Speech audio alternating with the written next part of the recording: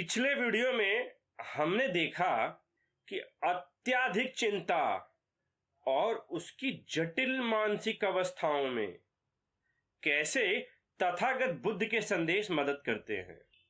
यहां पर हम ये देख रहे हैं कि कैसे जटिल बुरी मानसिक अवस्थाएं आमतौर पर लोगों को प्रभावित करती हैं और इन्हें हम कथानकों के माध्यम से समझ रहे हैं।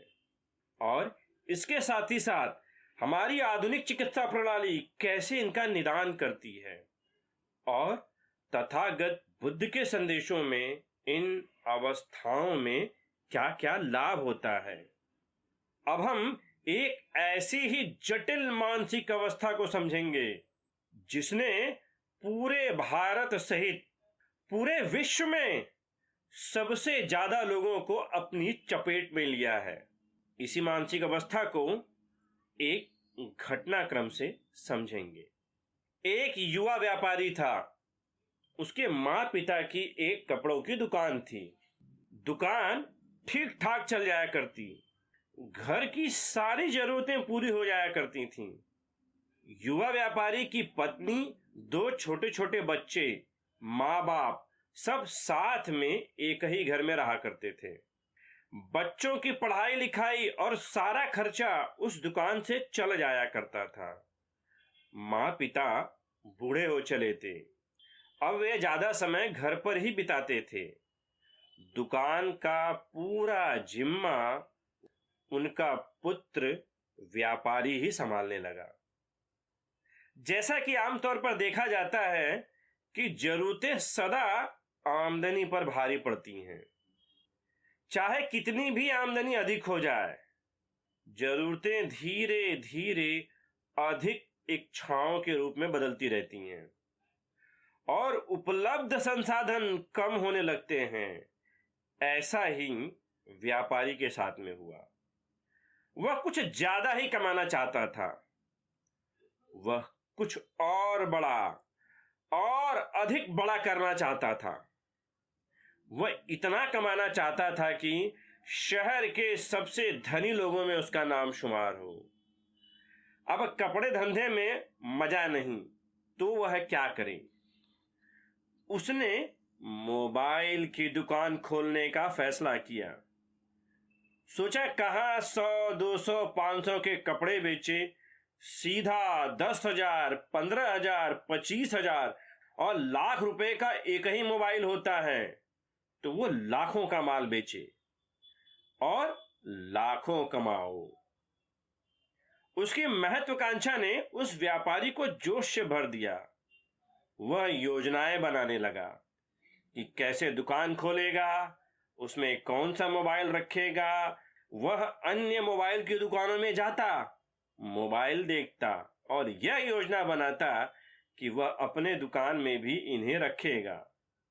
अब हजारों का मोबाइल या लाख रुपए का एक मोबाइल ऐसे दुकान में, तो उसे करोड़ों रुपए तो मोबाइल के स्टॉक में ही लग जाएंगे।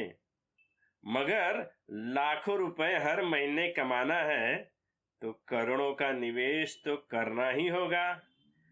कुछ बड़ा करना है तो कुछ बड़ा सोचना होगा।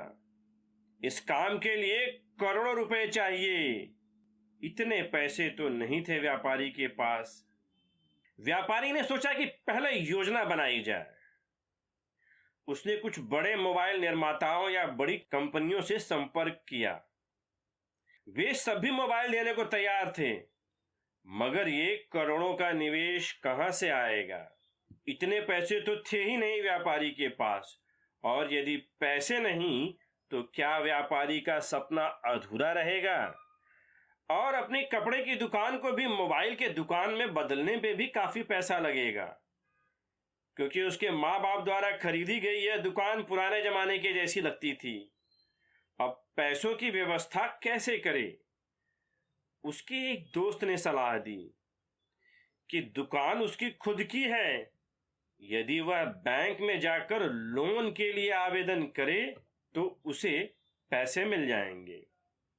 व्यापारी की दुकान भी शहर के महत्वपूर्ण जगह पर थी।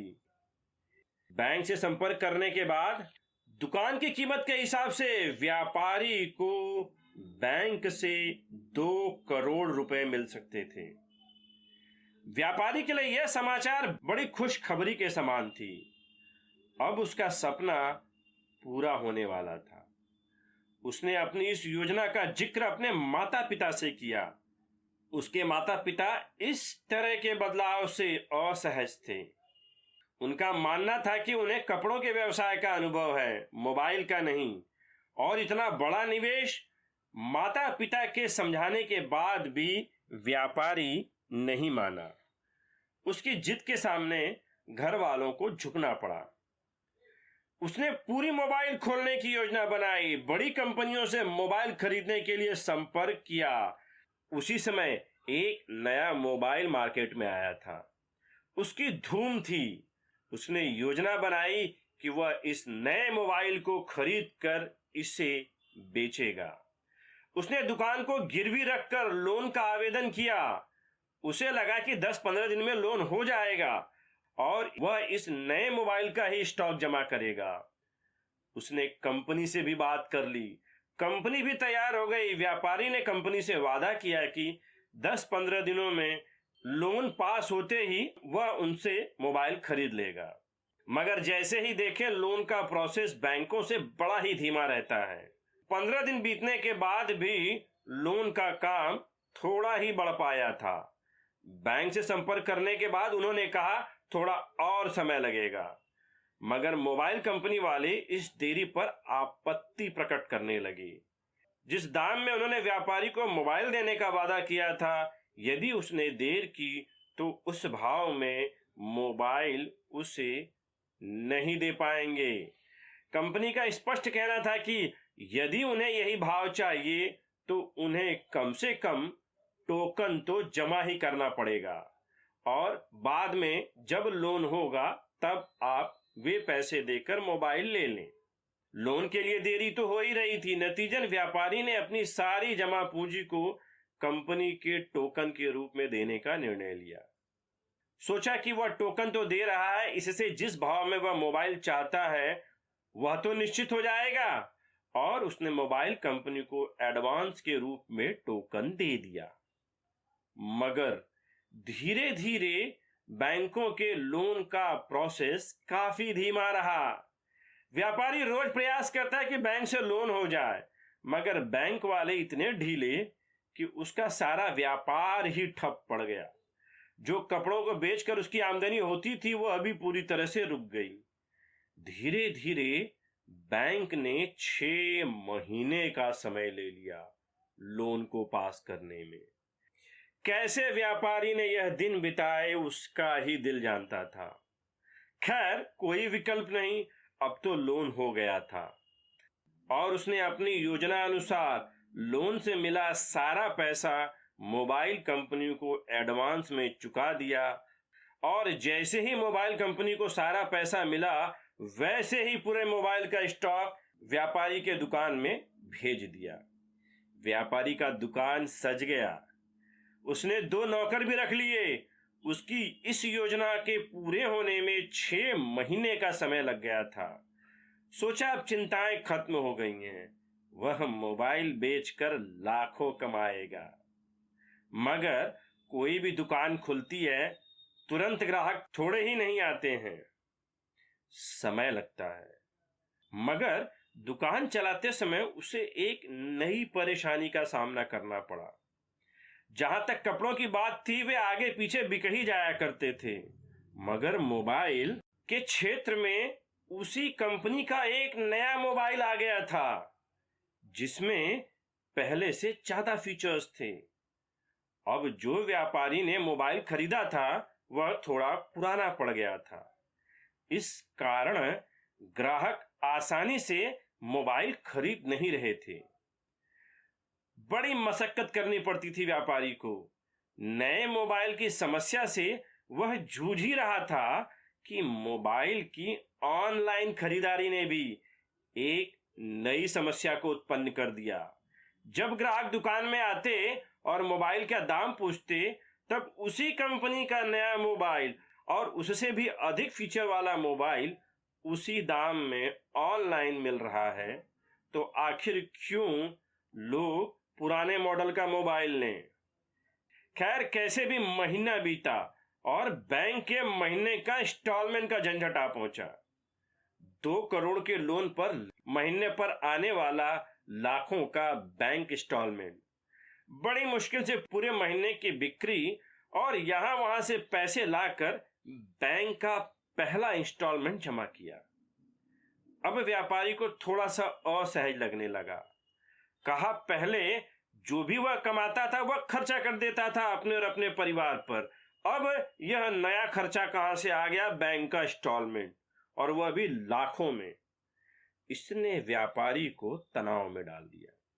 एक तो जो मोबाइल उसने खरीदे थे वह मॉडल ही पुराना पड़ चुका था, और ऊपर से मोबाइल की ऑनलाइन खरीदारी।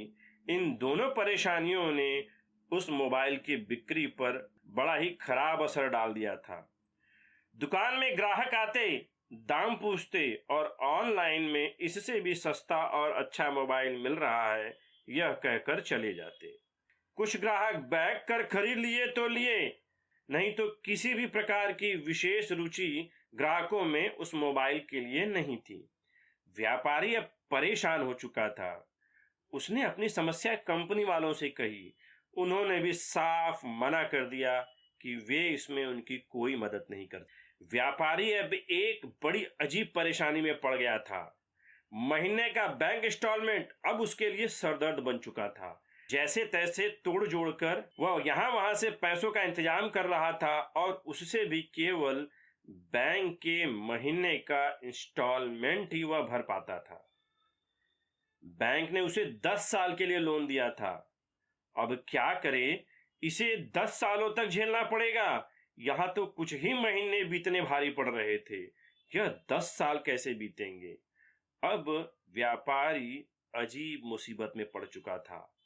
जहां पहले घर की जिम्मेदारी का खर्च, अब बैंक के हर महीने का इंस्टॉलमेंट का पैसा, जो उसके लिए बहुत बड़ा सरदर्द बन गया।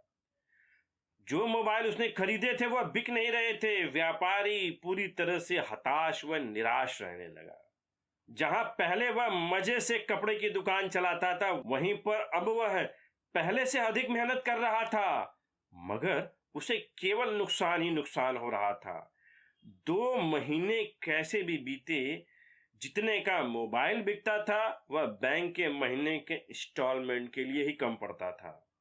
यहाँ वहां से कैसे भी करके उसने 2 महीने के बैंक का इंस्टॉलमेंट भरा, और तीसरे महीने के बाद व्यापारी लेन देन के कर्ज में भी फंसने लगा। मगर अब धीरे धीरे जो मोबाइल उसने खरीदे थे उसकी बिक्री भी काफी हद तक गिर पड़ी थी। यहां तक कि व्यापारी ने जिस दाम में मोबाइल खरीदे थे वह उससे भी कम कीमत पर बेचने लगा। धीरे धीरे बैंक के महीने का इंस्टॉलमेंट भरने के चक्कर में उसने औने पौने दाम में भी मोबाइल बेचना शुरू कर दिया। अब तक तो बैंक के महीने का इंस्टॉलमेंट में भी देर होने लगी। बैंकों से फोन आने लगा। इन सब परेशानियों ने व्यापारी के लिए गहरा तनाव उत्पन्न कर दिया। इन सब का असर उसके व्यवहार पर भी पड़ने लगा। जब वह घर पर पहुंचता तो वह बेहद उदास रहता। माता पिता उसे हमेशा ताना देते कि कितना मना किया था तुझे, मगर व्यापारी ने कुछ नहीं सुना। पिताजी के मेहनत की कमाई की दुकान भी दांव पर लग गई। अच्छी खासी आमदनी थी, मगर व्यापारी ने सब कुछ चौपट कर दिया।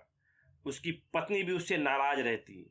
रह रहकर वह अपने और अपने पति को कोसती कि एक तो वह व्यापारी अपने मोबाइल की दुकान से परेशान, और जब वह घर पहुंचे तो घर वालों के तानों से परेशान। बच्चों की स्कूल की फीस जमा नहीं हो रही थी, खाने के सामान की भी परेशानी बढ़ गई थी। सब उसी व्यापारी को जिम्मेदार मान रहे थे, और इस प्रकार की अवस्थाओं ने व्यापारी के अंदर गहरी हताशा और निराशा से उसे भर दिया था। धीरे धीरे उसका काम में भी मन नहीं लगने लगा। उसकी भूख कम हो गई। उसे नींद भी ठीक से नहीं आ रही थी। अक्सर वह अकेले ही उदास रहता। दुकान के काम में भी उसका मन नहीं लगता, वहां भी वह उदास ही रहता। बैंक के महीनों के इंस्टॉलमेंट भी अब सही से नहीं जा रहे थे। इतनी परेशानियों ने व्यापारी के उत्साह को समाप्त कर दिया। उदासी, निराशा, हताशा ने उसे पूरी तरह से शक्तिहीन बना दिया। व्यापार से घाटा, घर में ताना, दोनों ने व्यापारी की मानसिक अवस्थाओं को बर्बाद कर दिया। व्यापारी को अपने परेशानियों से बचने के लिए अब शराब की लत लग गई। पहले तो व्यापार की परेशानियों से घर वाले परेशान, अब उसके शराब पीने की आदत से परेशान। अब तो हालत बेहद गंभीर हो गई थी। रोज रात में शराब पीकर व्यापारी घर पर पत्नी और माँ बाप से झगड़े करता।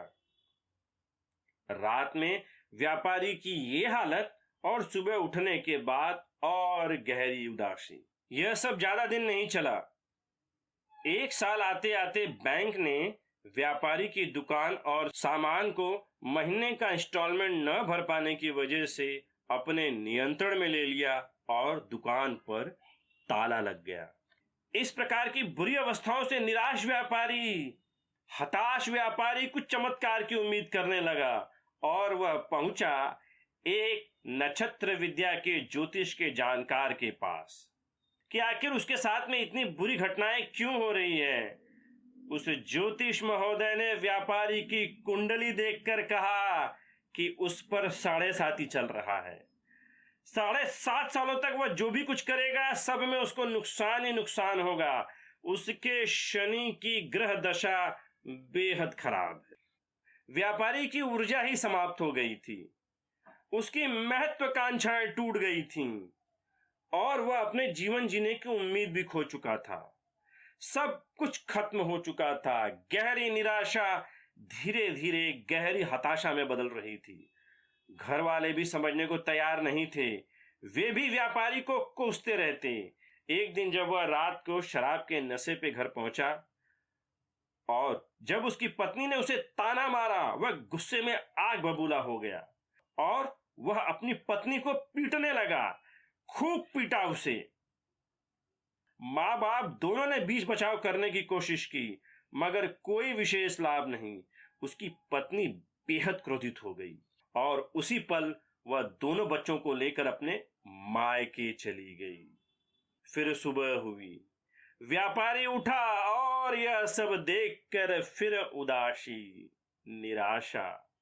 क्या करे, वह कुछ भी नहीं कर सकता था। ज्योतिषी ने उसे कहा था कि 7.5 सालों तक शनि ग्रह की वजह से उसके जीवन में चाहे वह कुछ भी कर ले उसके साथ बुरा ही बुरा होगा। व्यापार के चक्कर में जमी जमाई दुकान चली गई और अब पत्नी और बच्चे भी छोड़कर चले गए।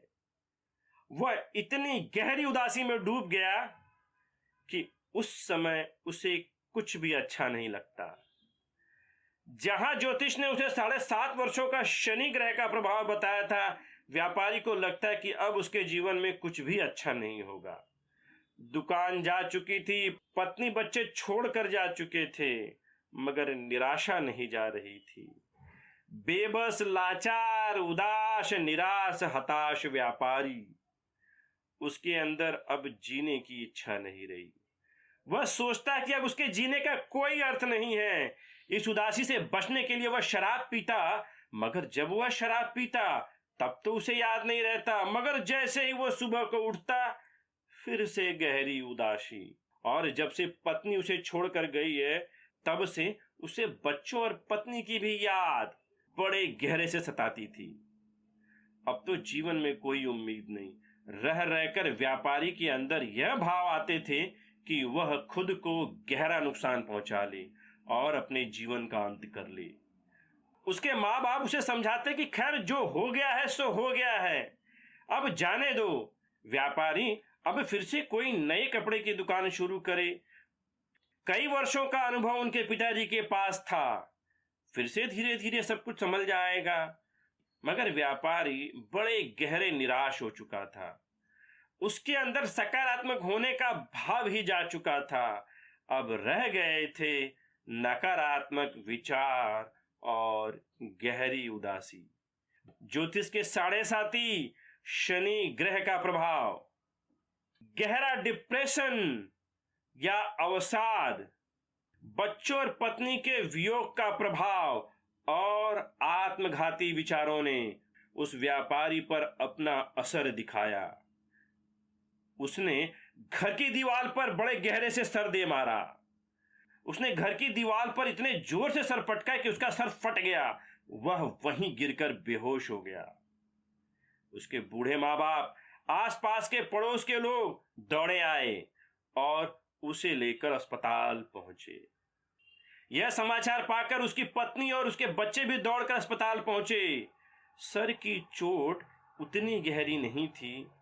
जल्द ही व्यापारी होश में आ गया। वह अपनी पत्नी और बच्चों को देखकर फूट फूट कर रो पड़ा। ये देखकर सारे घर वाले रो पड़े। क्या होना था, क्या हो गया।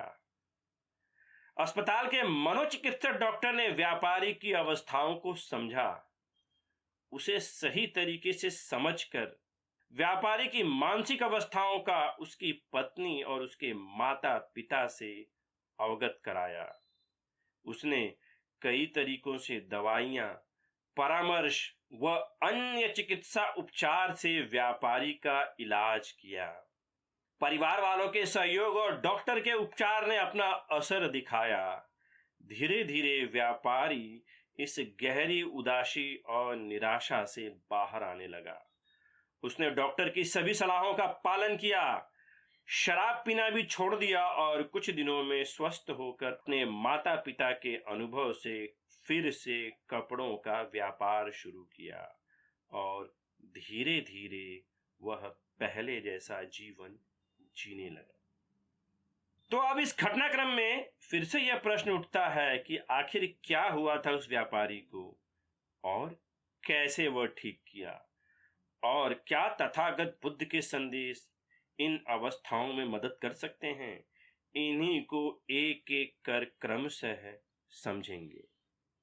सबसे पहले मेडिकल या आधुनिक चिकित्सा की भाषा में इसे डिप्रेशन या अवसाद कहा जाता है।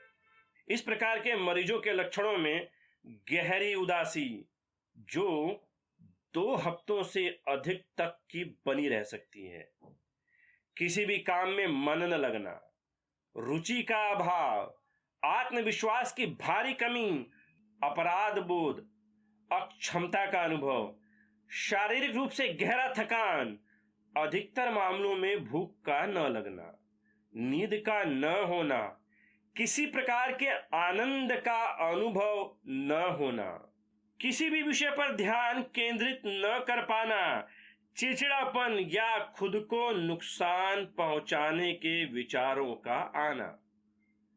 कई बार किसी के जीवन में दुख भरी घटनाएं या किसी की मृत्यु होने से दुख होता है, मगर समय बदलते ही लोगों में सामान्य प्रवृत्ति होती है।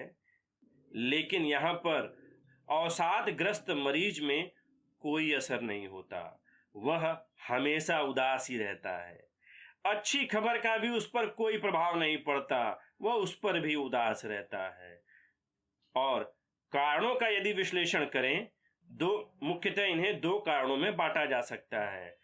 पहला शरीर से जुड़े कारण और दूसरा है मानसिक कारण। शारीरिक कारणों में स्वास्थ्य से जुड़ी समस्याएं भी गहरी उदासी का कारण बनती हैं।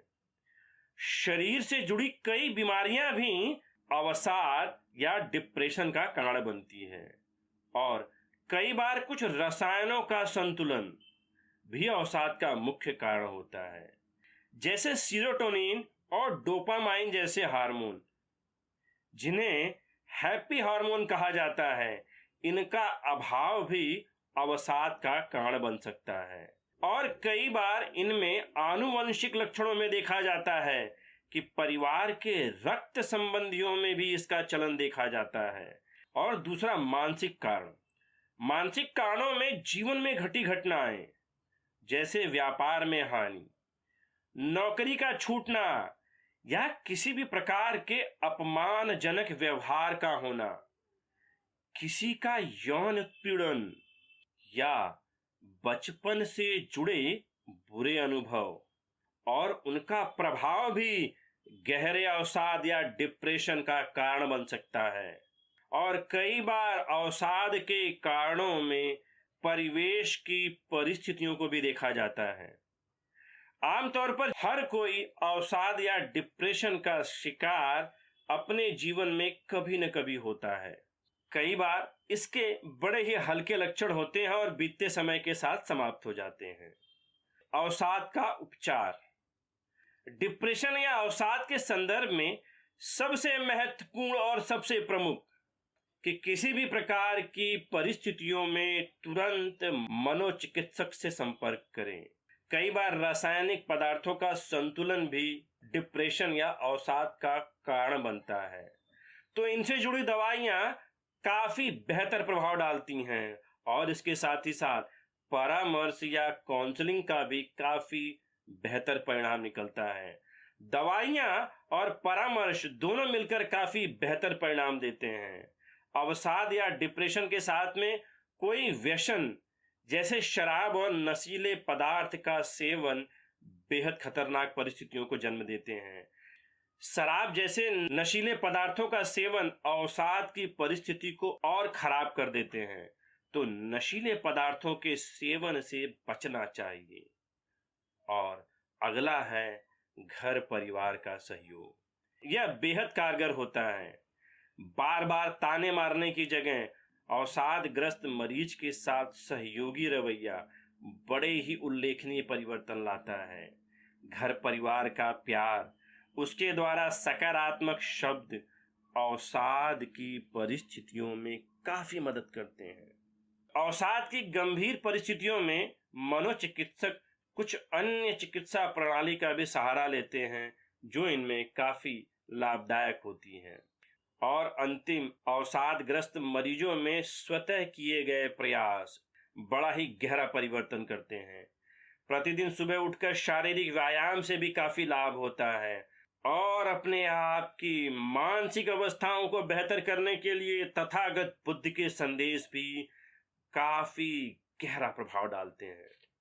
इन प्रभावों में सबसे पहला कि नक्षत्र विद्या, अंग विद्या, वास्तुशास्त्र और संदेश वाहन जैसे विषयों से भी बचना चाहिए।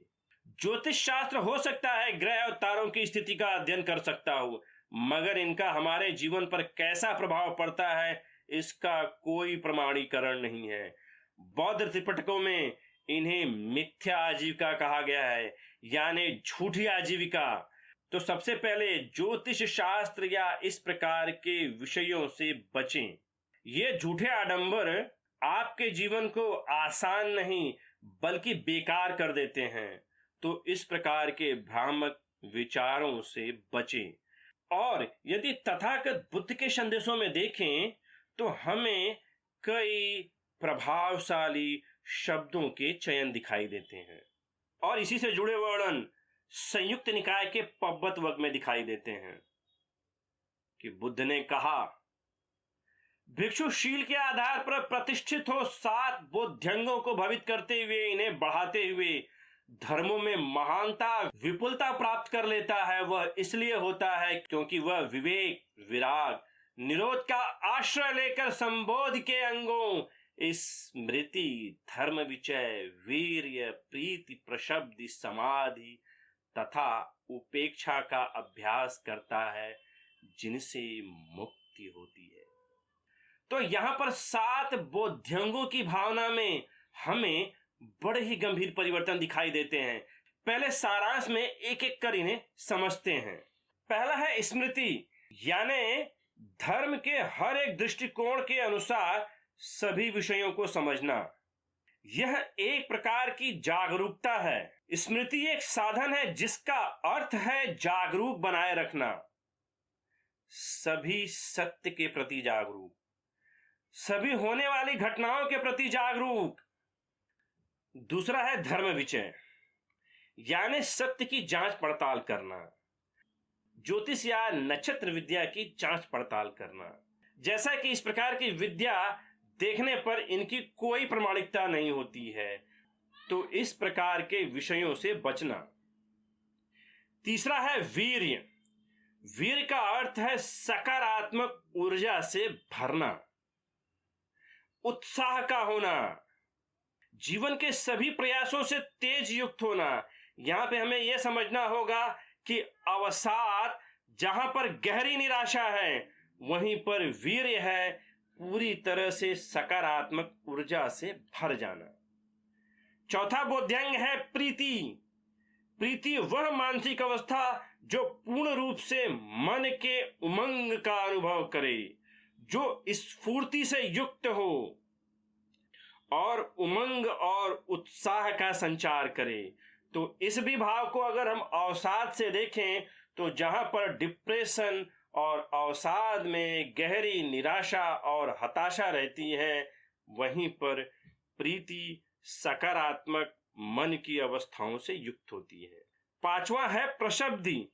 प्रशब्दि का अर्थ है आंतरिक रूप से शांत होना, बेचैन व व्याकुलता से मुक्त होना, भय व घबराहट से मुक्त होना। छठवां बोध्यांग है समाधि। ध्यान साधना विपश्यना के जरिए मन की एकाग्रता को पाना। और सातवां बोध्यंग है उपेक्षा। सभी विषयों को यथाभूत रूप से स्वीकार करना, ना ही बहुत ज्यादा आनंदित होना और ना ही बहुत ज्यादा नीरस होना। तो इस प्रकार से इन बोध्यंगों का भवित होना ही अपने आप में निराशा, हताशा, डिप्रेशन या अवसाद जैसी समस्याओं में सहयोगी होता है। जैसा कि हमने पिछले कई वीडियो से इन्हीं विषयों पर बड़े विस्तार से चर्चा की है, ऐसा ही एक वर्णन हमें संयुक्त निकाय के खज्जनीय वर्ग में मिलता है कि बुद्ध ने कहा, मैंने स्पष्ट रूप से बतलाया है कि धर्म क्या होता है। 4 स्मृति प्रस्थान, 4 सम्यक प्रधान, 4 रिद्धिपाद, 5 इंद्रियां, 5 बल, 7 बोध्यंग और अष्टांगिक मार्ग। तो तथागत बुद्ध द्वारा बताए गए ये बोधिपक्षीय धर्मों की भावना से भी हमें इस प्रकार की अवस्थाओं के निदान में काफी राहत मिलती है। इसी प्रकार के विषयों को हमने पहले भी कई बार समझा है और आगे आने वाले विषयों में भी समझेंगे। धन्यवाद।